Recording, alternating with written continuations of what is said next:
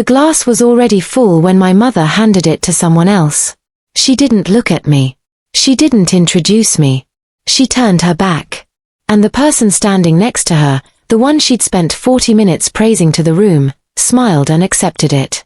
I was the one who'd driven 3 hours to be there. I was the one who'd arranged the catering. I was the one who'd taken 2 weeks off work to manage every detail of that anniversary party. Nobody in that room knew that.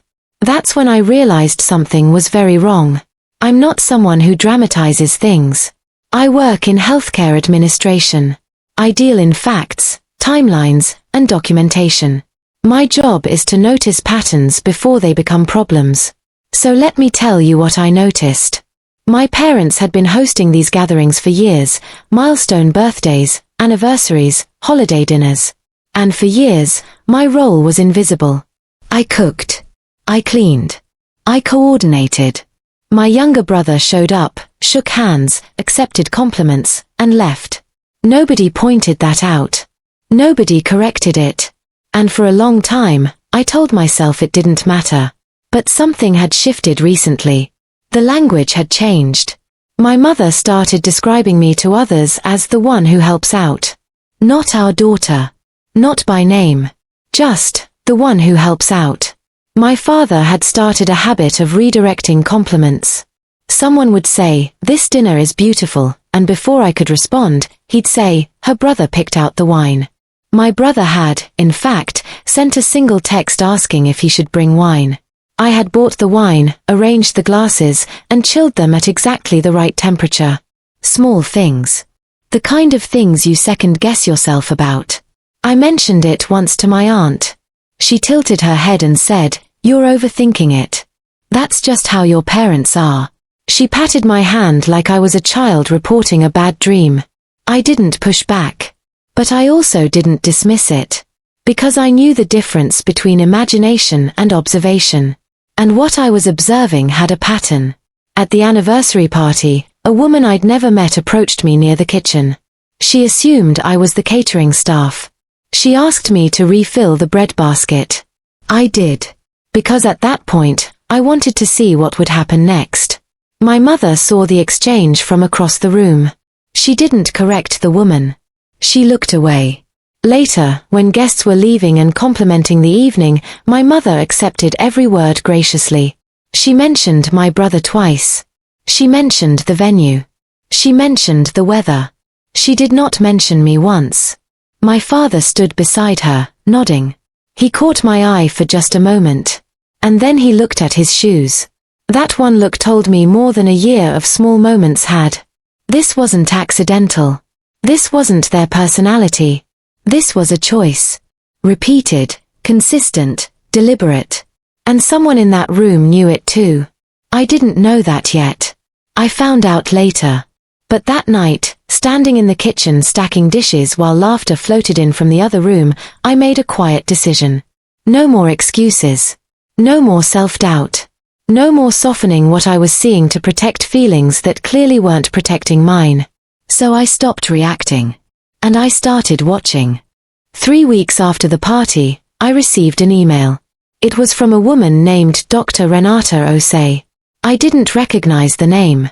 The subject line was simple. I was at the anniversary dinner. I almost deleted it. I'm glad I didn't. Dr. Osei introduced herself briefly. She was a public health official.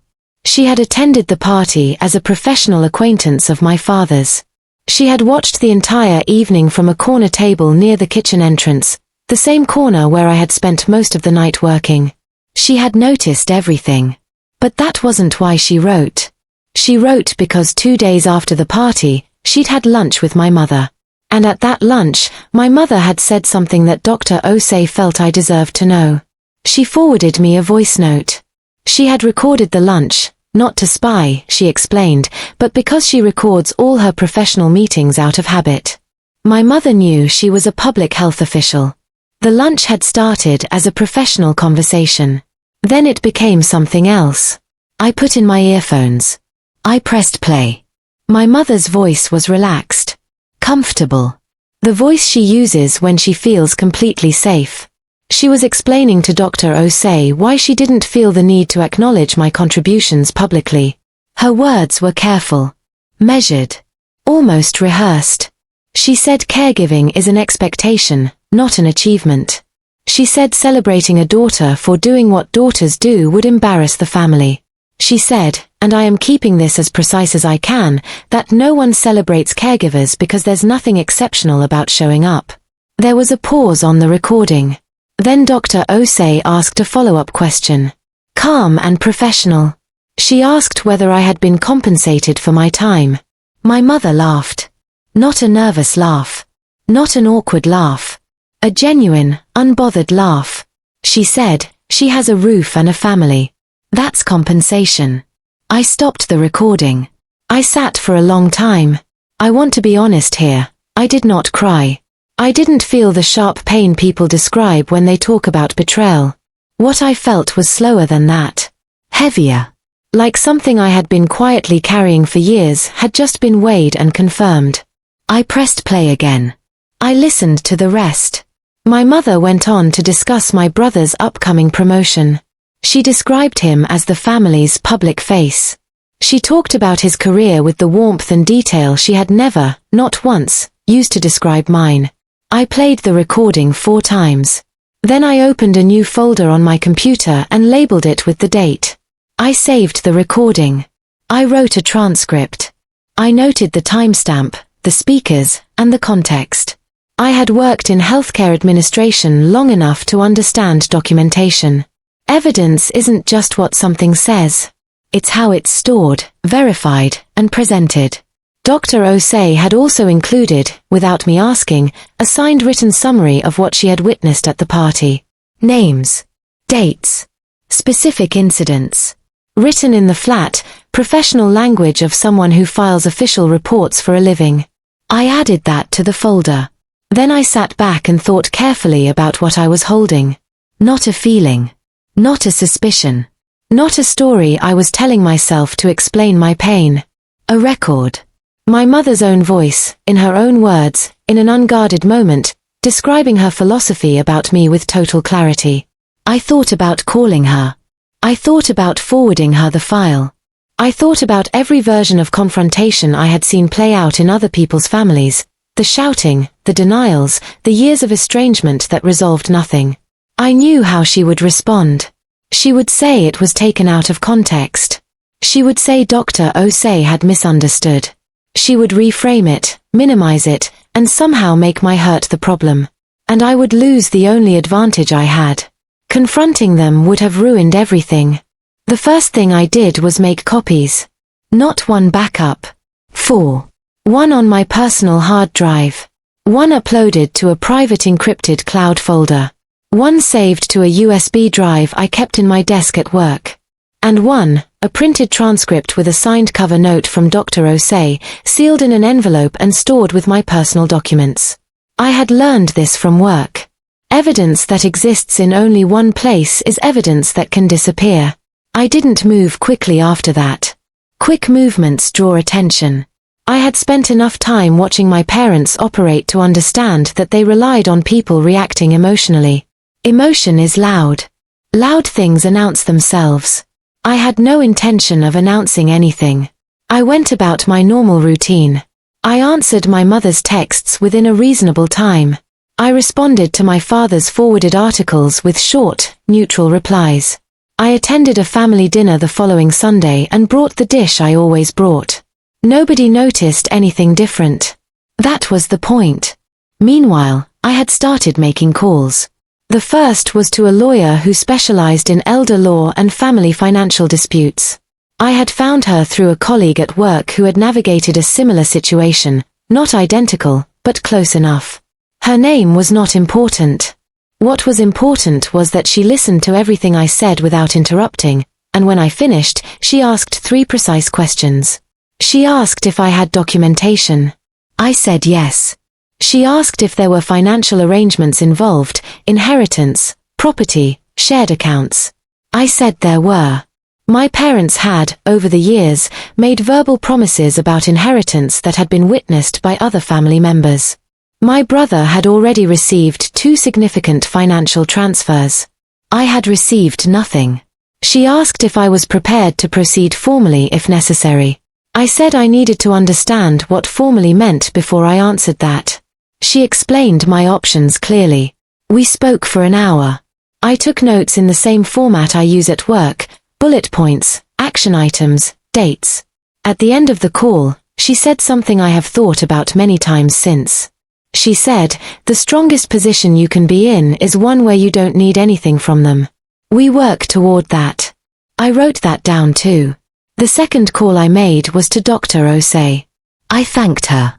I asked if she would be willing to provide a formal written statement if the situation required it. She said yes without hesitation. She also mentioned, carefully, that she had recently accepted a new appointment. She didn't elaborate. I didn't ask. I found out later what that appointment was. But at the time, I filed the information and moved on. The third thing I did was reach out to 2 family members who had witnessed specific incidents over the years. Not to recruit them. Not to build a case against my parents in the family court of opinion. But to ask, quietly, whether they remembered certain events the way I did. Both of them did. One of them had been uncomfortable about it for years and said so. The other one said, very quietly, "I always wondered when you'd say something."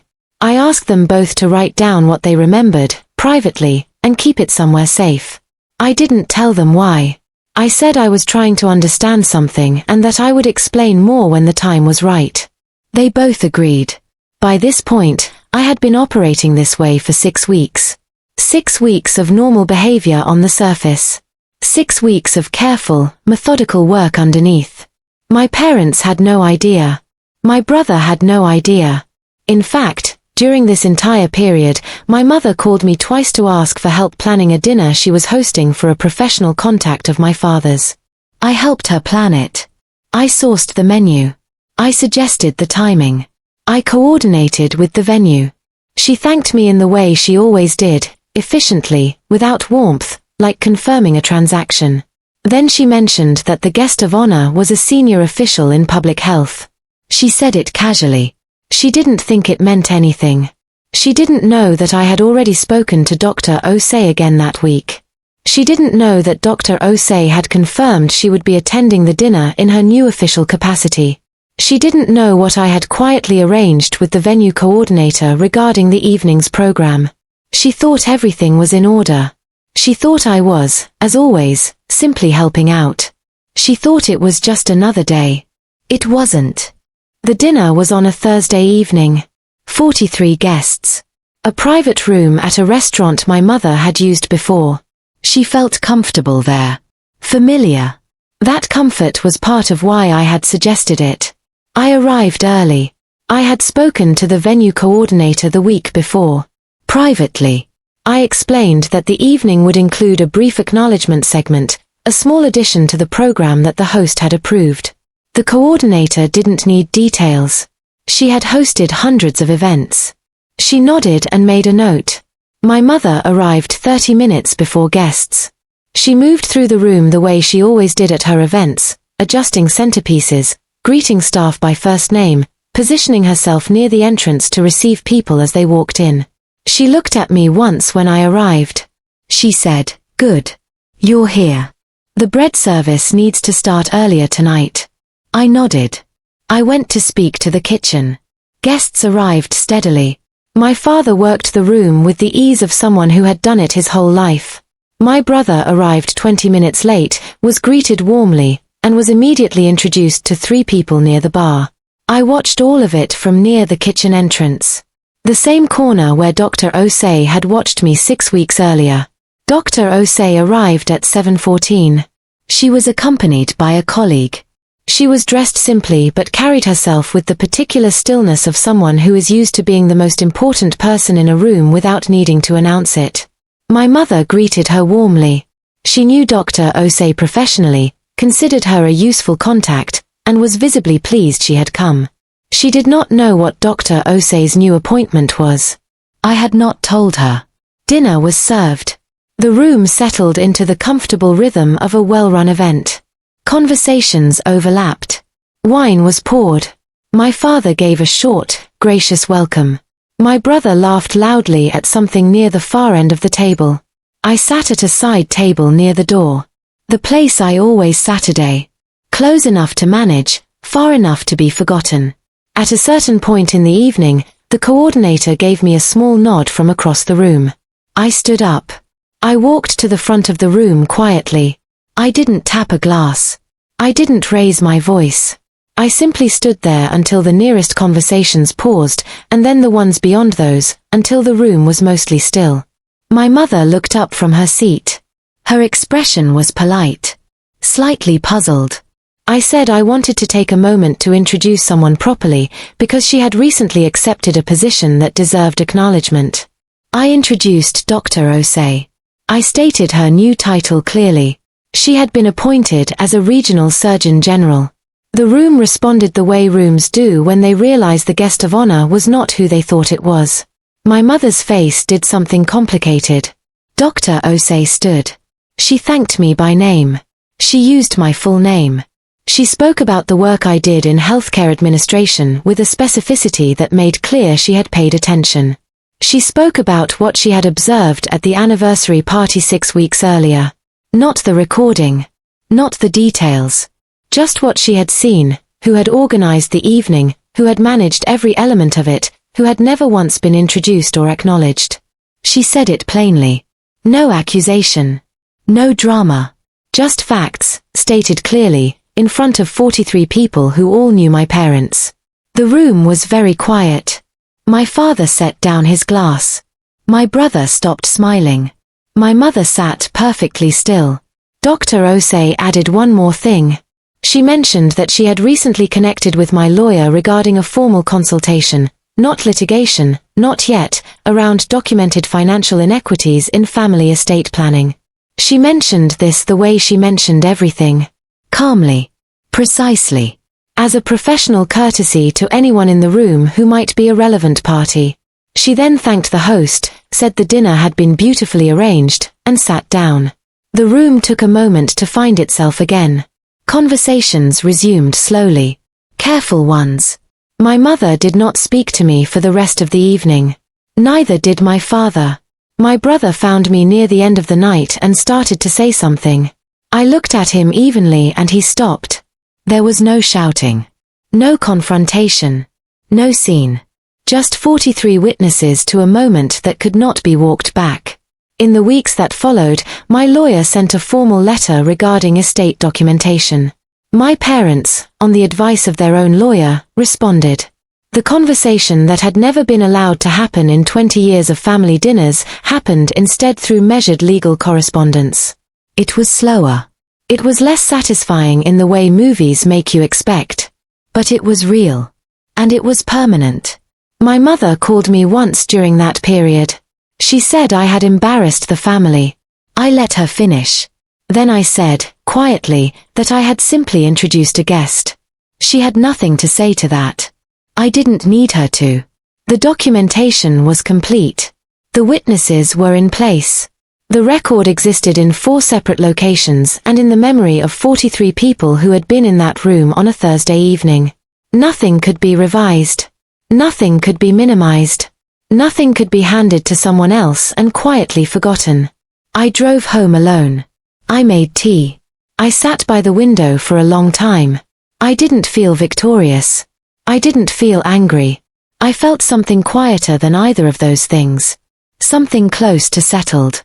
Like a door that had been left open for years had finally, gently, closed. That night, everything was quiet.